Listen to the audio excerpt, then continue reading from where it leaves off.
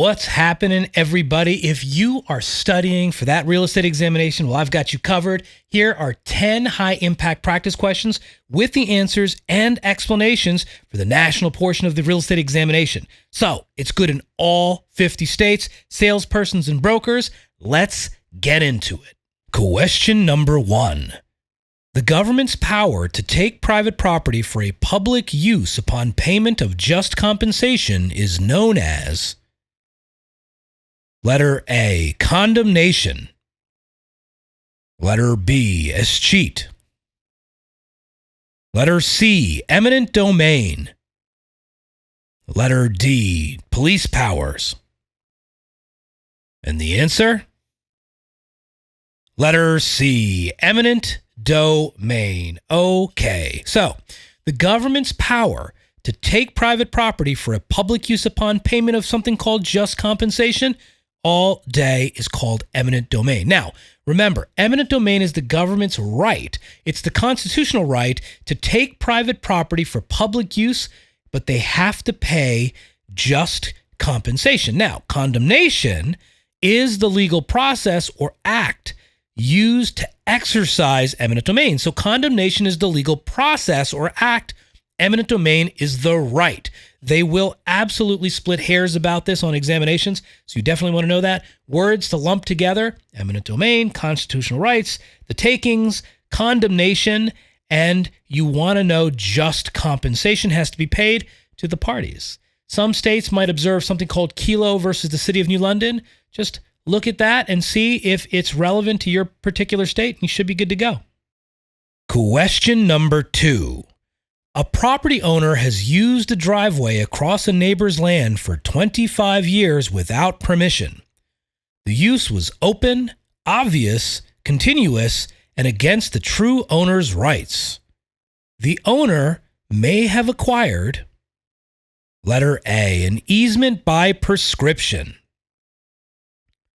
Letter B, an easement by necessity. Letter C, ownership through adverse possession. Letter D, a license. And the answer?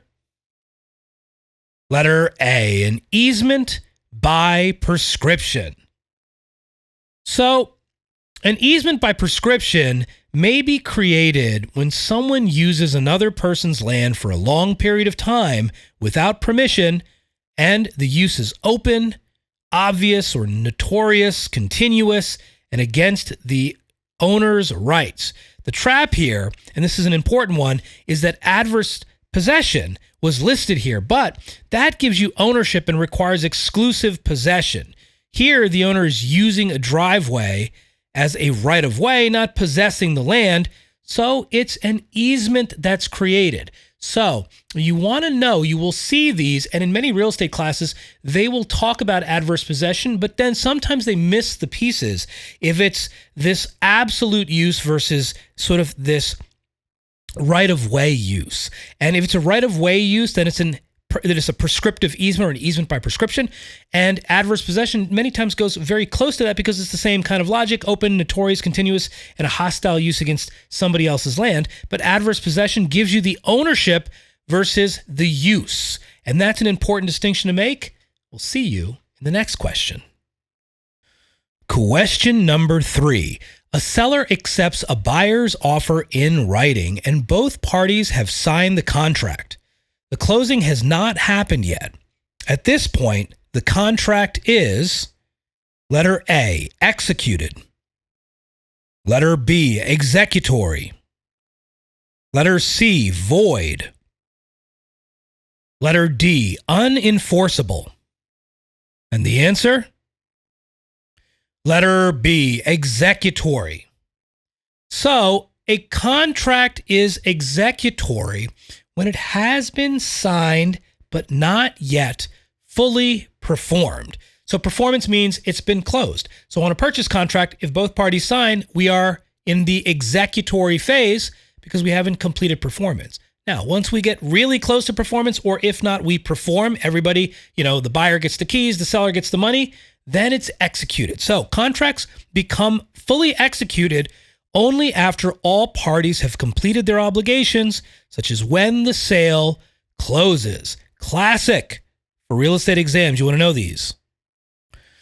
Question number 4. A city changes zoning laws to prohibit commercial businesses in a residential neighborhood. This is an example of letter A, spot zoning. Letter B, a variance. Letter C, a restrictive covenant. Letter D, police power. And the answer? Letter D, police power.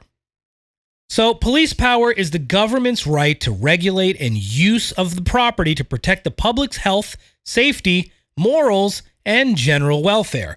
And to this, zoning laws are a common example of policing power use because they control how land may be used. So what they did here was most students would have been looking for zoning.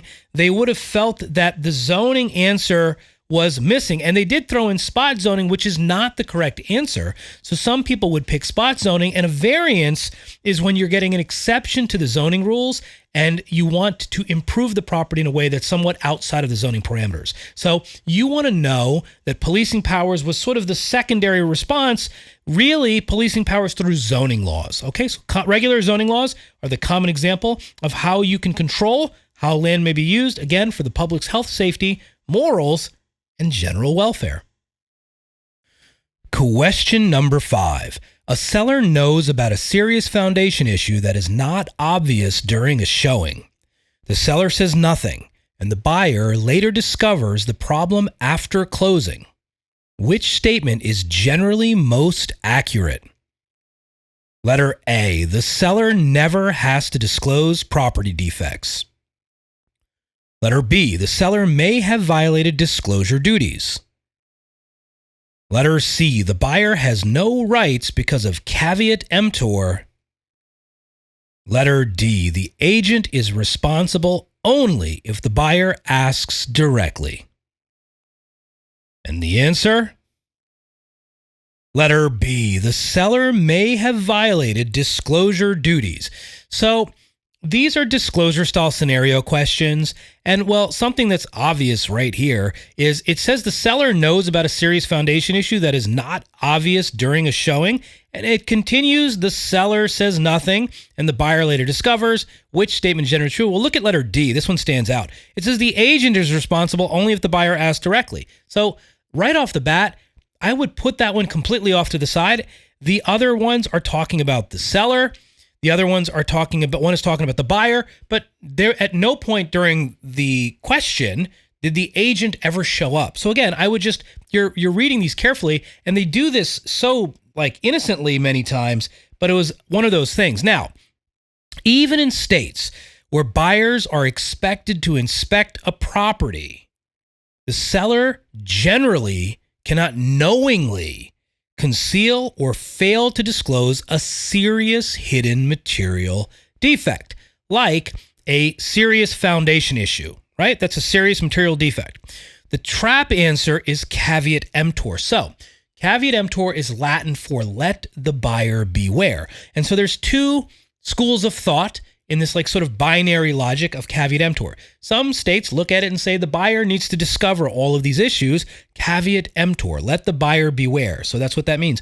Or the opposite of caveat emptor is consumer protection laws. So all of these consumer protection laws are in place that, you know, the buyer has to discover, but known defects that are material in nature have to be disclosed. And sort of that's how that game works. The trap of caveat emptor or buyer beware, but buyer beware does not usually protect a seller who knowingly hides or fails to disclose a serious issue that is not obvious to the buyer. The only additional thing I'll say here is the consumer protection laws are protecting businesses for the benefit of the consumer. Okay, so consumer to business violations. And so the seller not disclosing this fact doesn't mean that under your state's consumer protection law, they're going to get sued as well. Many times questions like this frame it out. It says the broker and the seller knew something. And so the broker would be liable under the consumer protection laws for not making this disclosure or having this material fact not be represented. or brought to light, and the seller could still be sued, but not under consumer protection laws. So it's a little bit of a split here. Just make sure you understand this. This is an excellent question that you tend to see over and over grow on exams like this. Question number 6. A property owner dies without a will and without any legal heirs. What happens to the property? Letter A, it is taken by eminent domain. Letter B, it is escheat to the state. Letter C, it is condemned. Letter D, it is taken by adverse possession. And the answer? Letter B, it escheats to the state. So escheat occurs when someone dies without a will and without heirs. So the property reverts to the state. Sometimes it could revert to the county depending on the state that you're in. So you want to just check that on the state sections of your examination. But generally speaking, it will escheat to the state. Now, so this is different than eminent domain. It's one of the government powers, which involves the government taking private property that's eminent domain for public use with just compensation. So escheat is another government power, and this is a government power that allows land to be reconciled. If somebody dies without a will, intestate, and they die with no heirs that they can find, then the property will reconcile back and go back to we, the people, and it will go back to the state or the county in which the property is located in. Question number 7. A buyer and seller sign a contract for the sale of a home. Later, the seller refuses to close even though the buyer is ready, willing, and able to perform. The buyer sues to force the seller to complete the sale. What remedy is the buyer seeking? Letter A, liquidated damages. Letter B, the right of rescission. Letter C, injunction. Letter D, specific performance. And the answer? Letter D, specific performance. So specific performance means that the court orders a party to do what they promised in a contract. And in this case, it's to sell the house. And so the contrast is liquidated damages. These are the two damages that you typically learn about for a breach of contract in real estate. Liquidated damages is simply money damages, are different because they usually involve some sort of preset money remediation. And often the buyer gets the deposit is forfeited instead of forcing the sale to go through. So sometimes it could be the buyer that has to forfeit the deposit. It could be that liquidated damages clause. Or if the seller doesn't perform, then the buyer could say, look, I don't want liquidated damages. I really want the property. And so therefore, I'm suing for specific performance unless the contract specifically excludes that. Question number 8. A seller tells their listing agent that they will accept $15,000 less than the asking price, but only if necessary. The agent tells a buyer this information to get the deal done.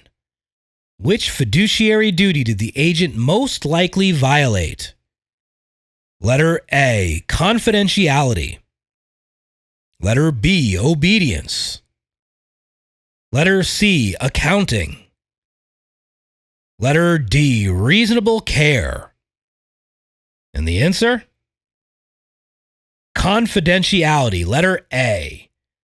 So, confidentiality requires an agent to protect a client's private information, including negotiation positions, motivations, and if any price flexibility exists. So, we want to know these fiduciary obligations or fiduciary requirements. Cold AC or old car are the initialisms or acronyms that you want to remember. Now, the seller's willingness to accept less is absolutely confidential. And this, even if the agent is trying to make the deal happen, sharing that information could harm the seller's ultimate position. So you want to know the exceptions and how these things can get violated, and studying sort of a list of those could be very beneficial as you're preparing for this exam. This is a good question.